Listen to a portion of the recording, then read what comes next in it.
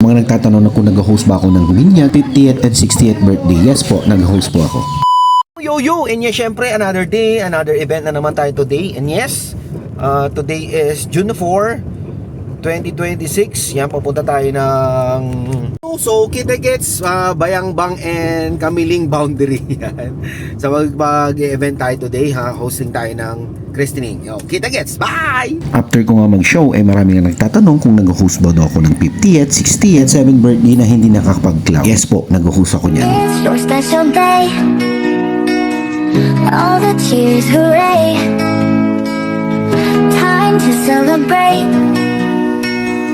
in the happiest way.